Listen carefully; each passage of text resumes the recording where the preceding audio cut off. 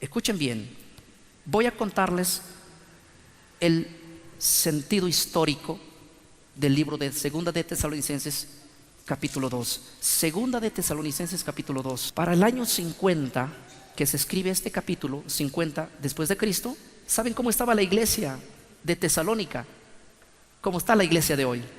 ¿Saben qué decía en el año 50 la iglesia de Tesalónica? Decía así: ya nos vamos con el Señor, ya viene el arrebatamiento, ya viene el arrebatamiento. Algunos ya no querían ni educarse, otros no querían ni siquiera trabajar, porque la novedad de cartas que circulaban era que el Señor ya está llegando en esos días, el Señor ya está viniendo. Y Pablo les escribe una carta donde les dice que no se dejen engañar, que el Señor todavía no va a venir. Escuchen lo que voy a decir. ¿Cómo estaba la iglesia en Tesalónica por los años 50?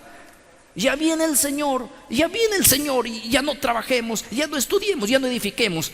Pero Pablo le dice a la iglesia: un momentito, porque habían cartas que se escribían a nombre de Pablo donde decían eso. Y Pablo dice: no, un momento, cuídense que hay muchas cartas enviadas a mi nombre, el cual no soy yo.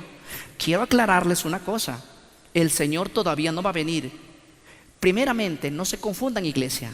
Les dice Pablo: yo les voy a dar dos acontecimientos que tienen que suceder, y después de esos dos acontecimientos, sí, el Señor va a venir. ¿Está claro? ¿Quieren saber qué dos acontecimientos le dijo Pablo a la iglesia de Tesalónica? Lo van a leer hoy y lo van a apuntar. Miren, Pablo le dice en Segunda de Tesalonicenses 2, el versículo 1: pero con respecto a la venida de nuestro Señor Jesucristo y a nuestra reunión con Él. Pablo está diciendo que la venida del Señor, en la venida del Señor va a ser la reunión con Él. ¿Quién se va a reunir en la venida del Señor con Él? ¿Quién? La iglesia. Estos hombres que en Tesalónica decían: el Señor ya viene, el Señor ya viene. Pablo le dice: un momentito, les aclaro, con respecto a la venida del Señor, que no lo niego, dice Pablo, y nuestra reunión con Él, quiero aclararles una cosa. Primero, el verso 2: que no se dejen mover fácilmente de vuestro modo de pensar, ni se conturben, ni por espíritu, ni por palabra, ni por carta, como si fuera nuestra, en el sentido que el día del Señor está cerca. Pablo le está diciendo: no se conturben como que el día del Señor está cerca. No. Ahora yo quiero enfatizar el verso clave. Escúchenme bien. Un día miércoles, nosotros nos reunimos en Lima, muchos pastores, todos los días miércoles, un lugar muy grande, todos los pastores. Y a mí me tocó exponer este tema.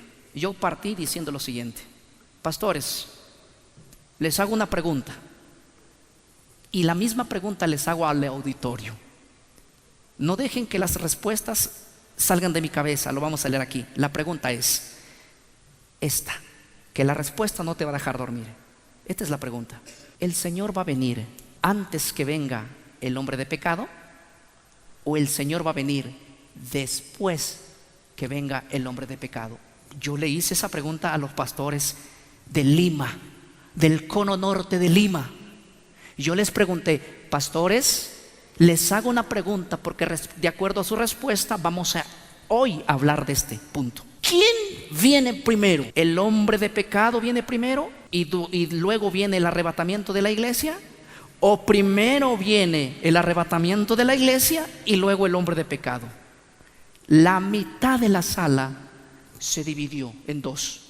Unos decían: primero viene el hombre de pecado y luego el arrebatamiento de la iglesia. Y otros decían: primero es el arrebatamiento de la iglesia y luego viene el hombre de pecado. Pero ¿saben lo que dice el verso 3?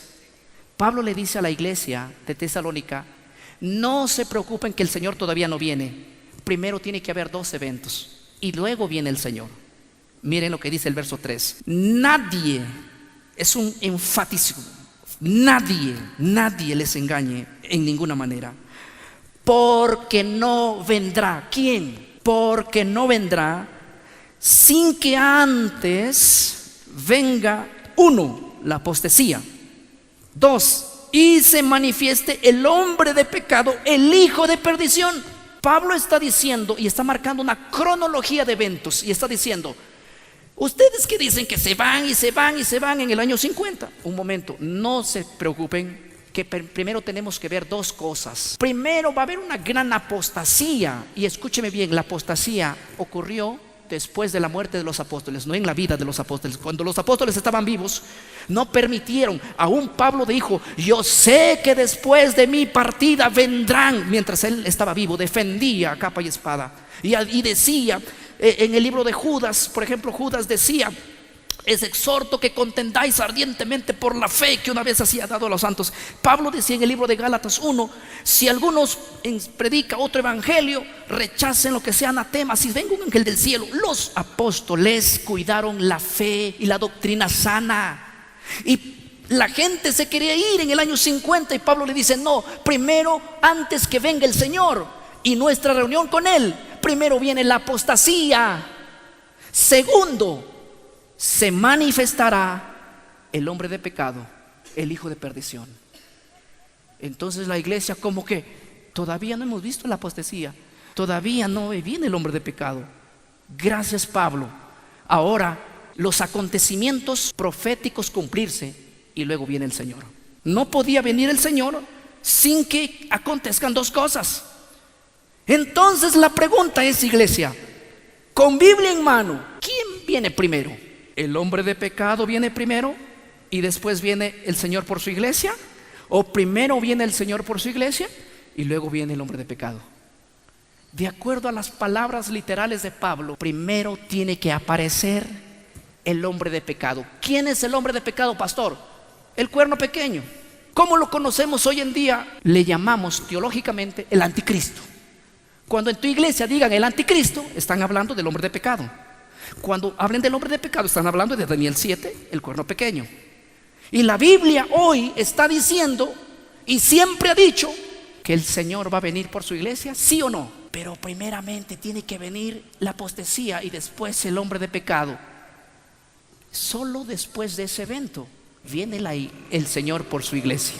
El día que la iglesia se reúna con el Señor, dice el verso 1 de segunda de Tesalonicenses así: pero con respecto a la venida de nuestro Señor Jesucristo y a nuestra reunión con Él, Pablo está diciendo que en ese día, cuando el Señor venga por su iglesia, será la reunión con Él, que sí es verídica ese día, pero que tengan cuidado, no se aloquen, porque tiene que venir dos cumplimientos: hombre de pecado y la apostasía. Solo después de eso viene ¿quién? El Señor por su iglesia. Esto se predicó, esto se enseñó por 19 siglos. Escúcheme bien, esto se enseñó todo el tiempo por 19 siglos. En la mente de los cristianos, en una voz, no había división en esta creencia. Todos decían: el Señor vendrá por su iglesia, pero después de la manifestación del hombre de pecado. El hombre de pecado viene primero. ¿Y quién es el hombre de pecado? El cuerno pequeño. ¿Quién es el hombre de pecado? El anticristo. Pero a finales del siglo XIX, la iglesia adopta una creencia nueva.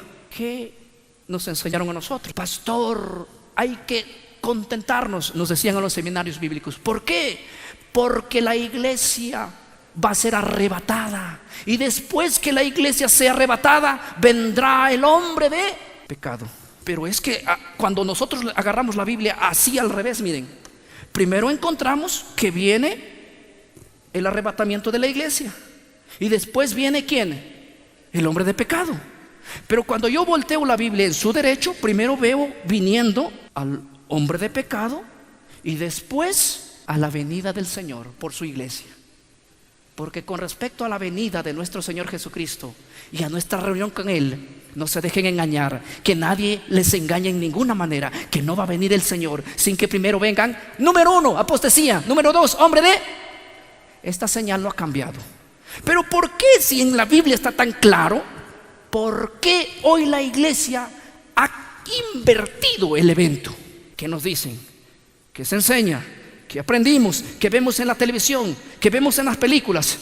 Primero el arrebatamiento de la iglesia y luego ¿qué? La manifestación del hombre de pecado. ¿Saben qué, hermanos? Yo les voy a contar el día de mañana quién, por qué y cuándo se introdujo esta doctrina dentro de la iglesia. Y se los voy a decir sin anestesia, de verdad. Pero es que estamos viviendo en épocas que todo lo que dice en el púlpito el pastor a veces lo creemos. Seamos como los hermanos de Berea. Todo lo que se diga analicémoslo con un escrito. El tema de mañana es un tema que no te lo puedes perder, porque vamos a hablar de cosas que jamás tú te enteraste. Pero ¿saben qué? Toda esta creencia que por 19 siglos se creía, valga la redundancia, fue cambiada a finales del siglo XIX. Pero déjenme de contarles algo. Lo hizo la iglesia evangélica. No lo hizo, lo heredamos. Y el día de mañana espero verlos aquí, porque el tema es tremendo. Estamos viviendo los últimos tiempos y la iglesia tiene que enterarse de esto. Yo quiero esta noche terminar aquí para que el día de mañana preparemos nuestros corazones y volvamos a decir: me da mucha curiosidad, yo quiero heredar el reino de los cielos.